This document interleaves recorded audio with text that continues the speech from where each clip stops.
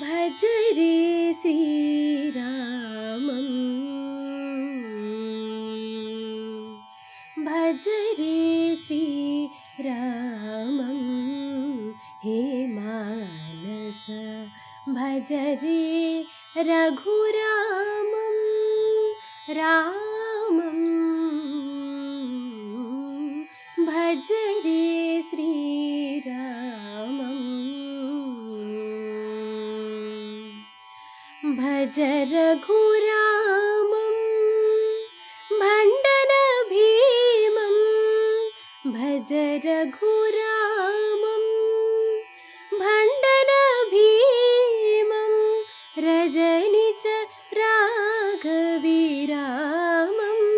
रामं भज रघुरामं भण्डन भीमं रजनिच राघवीरामं रामं भज रे श्रीरामं।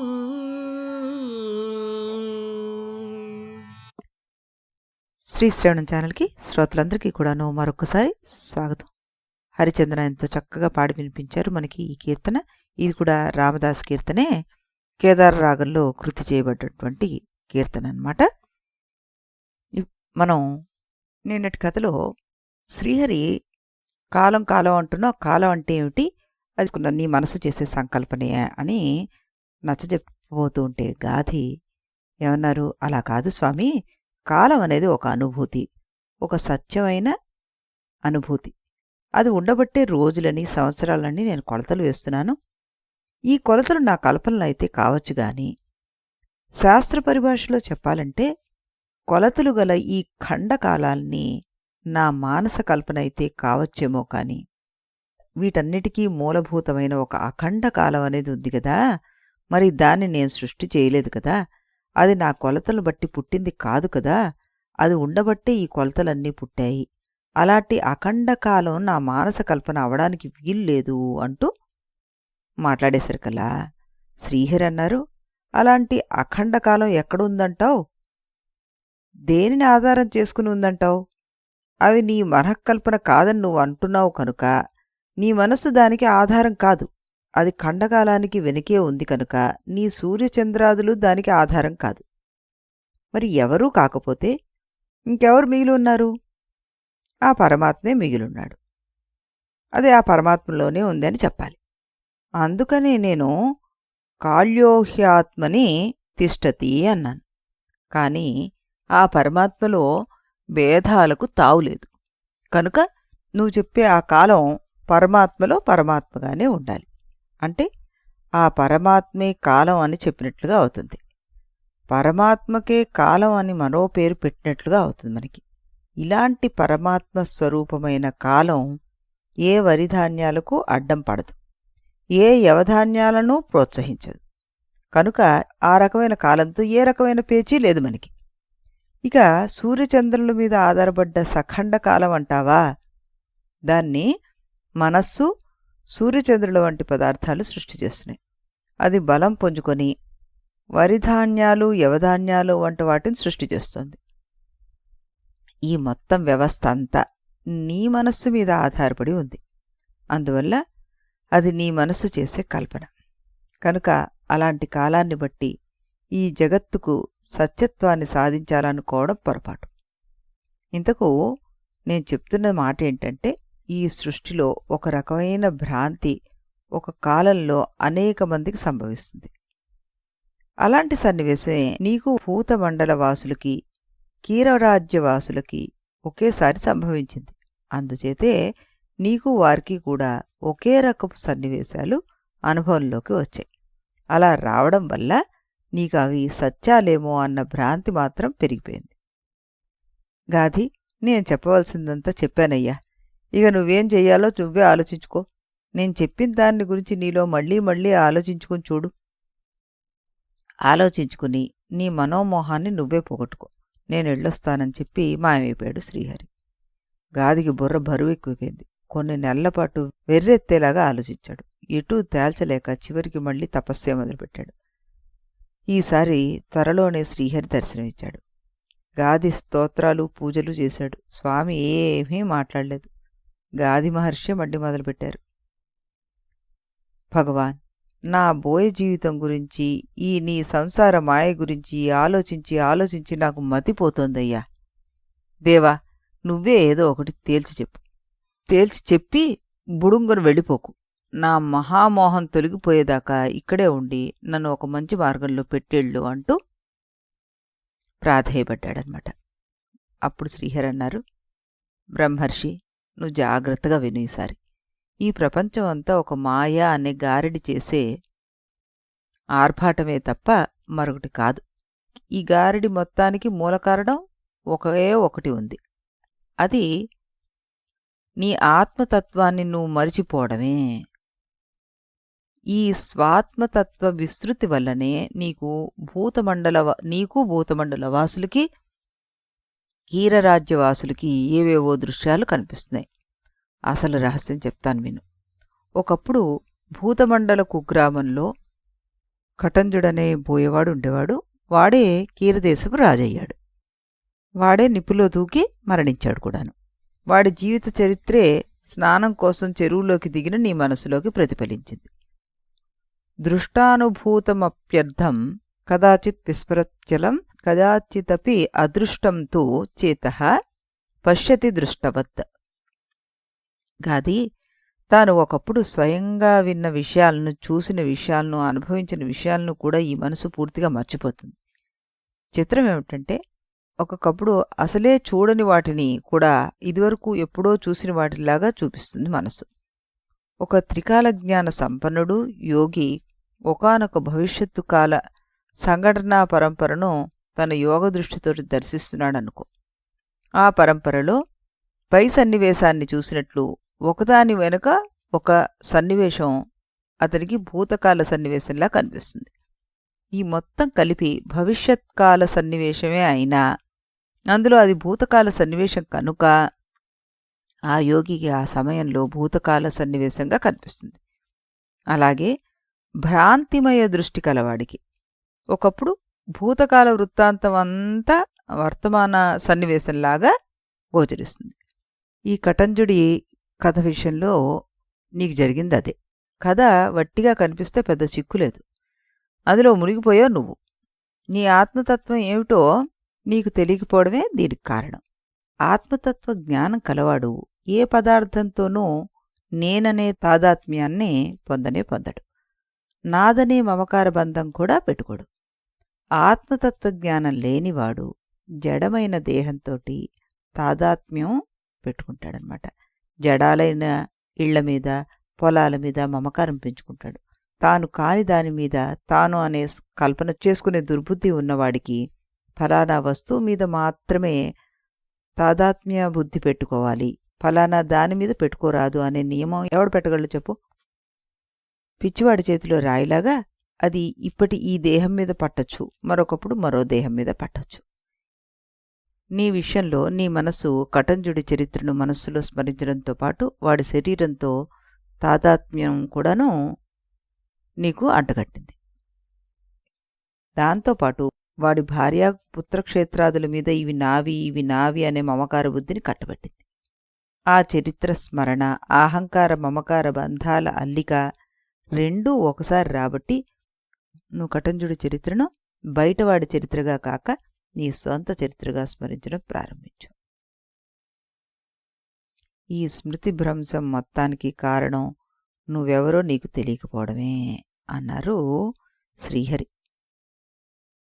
గాది, దేవా, ఆత్మజ్ఞుడికి ఇలాంటి భ్రాంతిజన్యమైన అనుభూతం కలగనే కలగదా అంటూ ఓ చక్కటి ప్రశ్న వేశారు.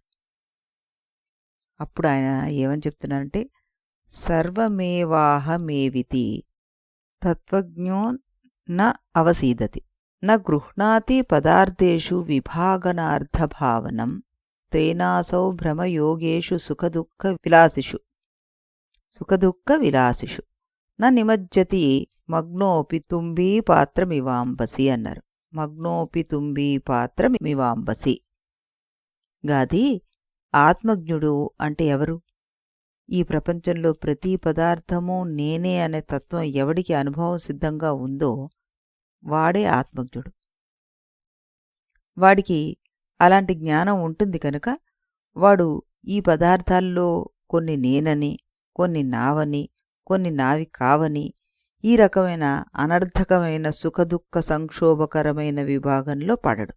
అంటే వాడు సంసారంలో మునగడు అని అర్థం. ప్రపంచంలో కొద్ది భాగంతో అంటే ఏ చిన్న దేహంతోనో మనస్సుతోనో తాదాత్మ్య భావనను పెట్టుకున్నవాణ్ణి పరిచ్ఛిన్న అహంభావి అంటారు. అలాంటి పరిచ్ఛిన్న అహంభావమే జీవుణ్ణి ముంచుతుంది. ఈ ప్రపంచంలో ప్రతి పదార్థము నేనే అనే భావన కూడా ఒక అహంకార భావనే. దీన్ని సర్వ అహంభావనని, అఖండ అహంభావమని, అపరిచ్ఛిన్న అహంభావం అని పిలుస్తారు. ఇలాంటి పరిపూర్ణ అహంభావం ఉన్నప్పుడు సంసార భ్రాంతిలో మునగడు, కాని మునిగినట్టు కనిపిస్తాడు. పెద్ద సొరకాయ బుర్రను నీటిలో వేసి దానిమీద ఒక కుర్రవాడు కూర్చున్నాడనుకో, అప్పుడు ఆ బుర్ర మునిగినట్టుగా కనిపిస్తుంది, కాని కుర్రవాణ్ణి మునగనేదు.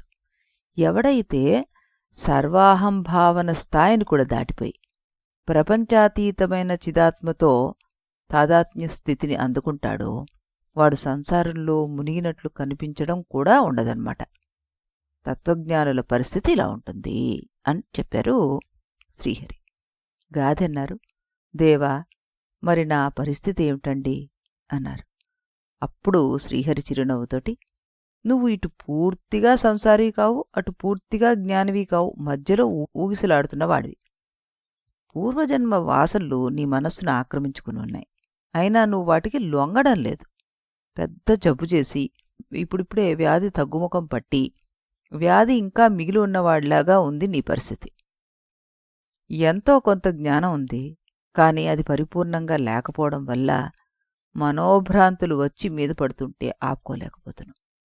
ఇంటికప్పును బాగు చేయించడం చేతకానివాడు వానబాధని తప్పించుకోలేకపోతున్నట్లుగా ఉంది నీ పరిస్థితి. వేసవికాలంలో ఒక పొడగాటి మనిషి ఎండకి తట్టుకోలేక ఒక పొట్టి చెట్టు దగ్గరికి వెళ్ళాడు. వాడికి ఆ చెట్టు నీడ దక్కకపోగా వాడి నీడే ఆ చెట్టు ఆక్రమించేసింది. అలాగే నిన్నాశ్రయించిన మనసు నీకంటే పెద్దదై దానిలో పుట్టే ఆలోచనలు నిన్నే కమ్మేస్తున్నాయి. గాధి, ఈ మాయ ఒక చక్రం వంటిది. అది ఎప్పుడూ గిరగిరా తిరుగుతూ ఉంటుంది. చక్రం ఎప్పుడూ తన బొడ్డు చుట్టూ మాత్రమే తిరుగుతూ ఉంటుంది. ఈ మాయా చక్రానికి బొడ్డు నీ మనస్సే. బొడ్డును గట్టిగా పట్టుకుంటే చక్రం ఆగిపోతుంది. అలాగే నీ మనస్సును గట్టిగా పట్టుకుని నిలబడితే మాయ మాయమైపోతుంది అని చెప్పారు. అప్పుడు గాది అడిగారు, దేవా దానికి ఉపాయం ఏమిటండి? ఒక్కటే, తపస్సే ఉపాయం. బాధపడకు, ధైర్యంగా నిలబడు. ఇదే కొండ గుహలో 10 సంవత్సరాలు అఖండ తపస్సు చేయి, నీకు అనంతమైన జ్ఞానం లభిస్తుంది అని చెప్పి శ్రీహరి అంతర్ధానమయ్యాడు. శిశిర ఋతువు వచ్చేసరికలా చెట్టులో రసాలు తగ్గిపోయినట్టుగా శ్రీహరి అనుగ్రహం వచ్చేసరికి గాధిలో సంకల్ప రసాలు తగ్గాయి. అతను వైరాగ్య పరిపూర్ణ హృదయుడై కొండ గుహలోకి ప్రవేశించి చిత్త నిరోధ విధానాన్ని ఆశ్రయించి సమస్త సంకల్పాలను పరిత్యజించి 10 ఏళ్లపాటు అఖండ తపస్సు చేసేశాడు. దానివల్ల అతనికి పరిపూర్ణమైన ఆత్మజ్ఞానం లభించింది. స్వాత్మతత్వానుభూతి లభించింది ఆయనకి. అప్పటినుంచి జీవన్ముక్తుడై ప్రశాంతుడై జీవితశేషం గడిపేశాడు. ఇది చెప్పిన వశిష్ఠుడు ఏమన్నారు, రామా నువ్వు విన్నావు కదా గాది వృత్తాంతం. పరమాత్మను ఆశ్రయించుకున్న ఈ మాయ ఎంత ఎగుడు దిగుడుదో, ఎంత ఊహకందందో, ఎంత విస్తారమైందో ఇప్పుడు నీకు తెలిసింది కదా. అందుకనే నేను మళ్ళీ మళ్ళీ చెప్తున్నాను, ఈ మాయ చాలా చెడ్డది. కానీ ఏకాగ్ర చిత్తులను ఇది ఏమీ చేయలేదు. ఏకాగ్రత తప్పిన భ్రాంత చిత్తులు ఎవరైతే ఉన్నారో వాళ్ళని మాత్రం సంకటంలోకి తోసేస్తూనే ఉంటుంది అంటూ చెప్పారనమాట. అప్పుడు రాములు వారు అన్నారు, గురుదేవా ఈ మాయాచక్ర భ్రమణాన్ని ఆపేదెలాగా? ఈ ప్రశ్నే పూర్వం గాది కూడా అడిగాడు. తపస్సు చేయమన్నాడు శ్రీహరి. కాని ఈ చక్రం మహావేగంతో తిరుగుతూ ఉంటే దానికి తగిలిన ప్రతి అవయవం ముక్కలైపోతూ ఉంటే దాన్ని ఆపడం ఎలాగా అని అడిగారన్నమాట. దీనికి అర్థం ఏంటి? శ్రీరాముడు వేస్తున్న ప్రశ్నను బట్టి చూస్తే ఆయనకు కథను గురించిన సందేహాలు లేవని తెలిసిపోతుంది. అందుకే ఆయన కథను పక్కన పెట్టేసి మాయాచక్ర నిరోధోపాయాలు అడుగుతున్నట్టుగా మనకు తెలుస్తుంది. అయితే మనం కూడా ఈయన అడిగిన ఈ ప్రశ్నకి వశిష్ఠుల వారు సమాధానం ఏం చెప్తారో అనే లోపల ఒకసారి సింహావలోకనం చేసుకుని ఇంకా మనకి ఏమైనా ప్రశ్నలు ఉత్పత్తి అవుతాయేమో చూద్దాం. పూర్వం ఉత్పత్తి ప్రకరణలో లీలోపాఖ్యానం అనే కథలో మనం ఏం చెప్పుకున్నాం? బింబ ప్రతిబింబాలను పోలిన రెండు ప్రపంచాలు ఒకే జీవికి కనిపిస్తాయి. అదే ఉత్పత్తి ప్రకరణ చివరిలో లవణోపాఖ్యానము అని ఇంకో కథ చెప్పుకున్నాం. దానిలోపల లవణుడు అనే రాజుకి భ్రాంతి రూపమైన కల్లో కనిపించిన దృశ్యం తర్వాత మళ్ళీ జగత్ ప్రపంచంలో అదే కనిపించింది అని చెప్పుకున్నాం. ఇకపోతే స్థితి ప్రకరణలో మనం భార్గవోపాఖ్యానము, శుక్రాచార్యుడు తన పాత శరీరాన్ని తానే తగులుపెట్టుకోవడం మనం చూసాం. ఈ మూడు కలిపితే మళ్ళీ మనకి ఈ గాథి చరిత్ర తయారైనట్టేగా.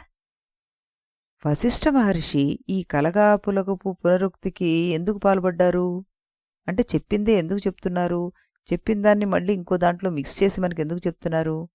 ఇది మనం కనుక కొంచెం నిదానంగా ఆలోచిస్తే వశిష్ఠ మహర్షి ఈ ఉపశమ ప్రకరణను ఎత్తుగడ అనే అనుష్ఠానాలతోటే ప్రారంభించారు. ఆ తర్వాత ఈ ఉపశమ ప్రకరణ అంటే మనస్సు యొక్క ఉపశమాన్ని గురించి చెప్పే ప్రకరణ అని ప్రతిపాదించి మరీ చెప్తున్నారు. ఇక్కడ దీనికి నిదర్శనంగా మనకి జనక మహారాజుని, బలిచక్రవర్తిని, ప్రహ్లాదుణ్ణి తీసుకొచ్చారు. ఈ విధంగా జ్ఞానోదయ విధానాలను వర్ణించి తర్వాత సంసారానికి మూలబీజమైన మాయను గురించి ప్రస్తావన వశిష్ఠ మహర్షి లేవదీశారు. ఎందుకు లేవదీశారు? ఎందుకు? వెనకటి కథలో చెప్పిన జ్ఞానోదయము సాధన యొక్క చివరి స్థాయిలో జరిగే పని అన్నమాట. మరి సాధన యొక్క ప్రారంభ స్థాయి ఏంటి? ఆ ప్రారంభ దశలో ఉన్న ఉపాయాలేంటి? ఈ చర్చలోకి వెళ్ళదలుచుకున్నాడు మహర్షి. అలా వెళ్లేందుకు దానికోసం సాధన చేస్తున్నామో లేదో స్పష్టంగా తెలియాలి. అందుకోసమే వెనక అక్కడక్కడ ముక్కలు ముక్కలుగా జరిగిన మాయా చర్చల ముక్కలన్నింటి ఒకచోట చేర్చాలని అనుకున్నాడు. ఆయన సమర్థుడైన శిల్పి గనక పాత ముక్కలతోటి కొత్త బొమ్మను తయారు చేసి ఈ గాథి చరిత్రను మనకు వినిపించేశారు. లవణ చరిత్రలో దేవేంద్రుడు పంపిన గారడివాడు వాడి మహిమ వల్ల లవణ చక్రవర్తి మత్తు లాంటిది కలిగించి ఆ మత్తులో దారి తప్పిపోయి అడవుల్లో పాలై బోయేవాడిగా కనిపించాడు. ఆ మత్తు తీరిపోయాక వెళ్ళి వెతికి చూస్తే ఆ పోయేవాడు తిరిగిన ఆ ప్రాంతాలన్నీ మళ్ళీ కనిపించాయి. మరి ఇదెలా జరిగింది అనే ప్రశ్నకి సమాధానం చెప్తూ విస్మరత్యపి విస్తీర్ణాం కృతాం చేత క్రియాం యథా తథా కృతామప్యకృతామితి స్మృతి నిశ్చితం అన్నారు. ఈ మనసు తాను చేసే పనులను తానే మర్చిపోతూ ఉంటుంది. అది అందరికీ అనుభవంలో ఉన్న విషయమే. ఇది ఎలా సాధ్యం? ఇలాగే చేయమని పనిని చేసినట్టుగా స్మరించడం కూడా మనసుకి సాధ్యమే అని ఇక్కడ సమాధానం చెప్పారు. ఎవరో ఒక రాజకుమారుడు నిజంగానే అడవిలో తిరిగి బోయదాంతో సంసారం చేసి పిల్లల్ని కన్నాడని, ఆ మనస్సు యొక్క స్మృతి గారిడివాడి మహిమ వల్ల లవణ మహారాజు మనసులోకి సంక్రమించిందని అక్కడ వివరణ కూడా ఇచ్చారు. ఇప్పుడు ఇక్కడ గాధి మహర్షి చరిత్రలో కూడా అలాంటి వివరణ ఇస్తున్నారన్నమాట. భవతః కేవల చిత్తే జలాంతర్వాసినస్తదా ప్రతిభాత యథాభూత కటంజాచర సంస్థితి అన్నారు. పూర్వం కటంజుడు అనే బోయవాడు కీరదేశపు రాజయ్యాడు. ఆనాటి వాడి చరిత్ర అంతా యథాతథంగా చెరువులో నిలబడ్డ నీ మనసులో ప్రతిఫలించింది. అదే ప్రతిభాత అని ఇక్కడ వివరణిస్తున్నారు. ఈ రెంటికి తేడా ఏమిటి? వివరణలో తేడా ఏం లేదు, కథనంలోనే తేడా ఉంది. ఎలా? లవణ మహారాజు దగ్గర ఒకడి అనుభవం మరొకటి స్మృతిగా సంక్రమించడానికి హేతువుగా ఇంద్రజాలికుడు ప్రభావం ఉంది. ఇక్కడ అలాంటి ప్రభావం ఏముంది? మరి ఏమీ లేదుగా. ఇక్కడ శ్రీహరి మాయే అలాంటి కారణం అని చెప్పరాదా అంటే చెప్పరాదు. చెప్పకూడదా అంటే చెప్పకూడదు. శ్రీహరి మాయ ఈ ప్రపంచం మొత్తం మీద వ్యాపించింది. ప్రపంచంలోని సంసార భ్రాంతులన్నిటికీ అదే మూల కారణం. దాన్ని ఈ సంఘటనకు ప్రత్యేక కారణం చెప్పే వీల్లేదన్నమాట. చెప్పినా విశేష ప్రయోజనం ఏమీ ఉండదు. ఇక్కడ ఉన్నట్టుండి ఒక అనుభూతి కలిగింది. కొద్ది నిమిషాల్లో మతిమరుపు. 80 సంవత్సరాల చరిత్ర జరగడమే ఈ అనుభవం. ప్రతిరోజు స్వప్నదశలో మనందరికీ కలిగేది ఇలాంటిదే. దాన్ని మన అందరం అసత్యాన్ని, భ్రాంతిని కొట్టిపారేస్తున్నాం. వేదాంతులు వచ్చి నీ స్వప్నం అసత్యమైనట్లే, నీ జాగ్రత్త కూడా అసత్యమే అంటే మనం ఒప్పుకోవడం లేదు. దీనికి మనం చెప్పే ప్రధాన కారణాలు రెండున్నాయి. అవి ఏంటి అన్నది మనం ఆలోచిద్దాం. అలాగే మన ఆలోచనలు వశిష్ఠ మహర్షి చెప్తున్న ఆలోచనలతో పాటు ఏకీభవిస్తున్నాయా లేదా అన్నది కూడాను రేపటి ఎపిసోడ్లో శ్రీరాములు వారి కీర్తన విన్న తర్వాత మనం టాలీ చేసి చూసుకుందాం. అంతవరకు సెలవు.